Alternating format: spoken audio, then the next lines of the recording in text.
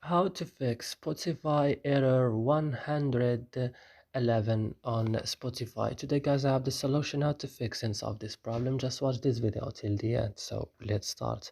So first you have to go and open settings of your phone. Then you have to go directly to apps or applications. Then here you will find all the applications that you have on your phone. You will search just for Spotify, sorry. When you found Spotify, just open it like this. And now go to storage option. Then go to clear data, click OK and go back and click on force stop and click OK.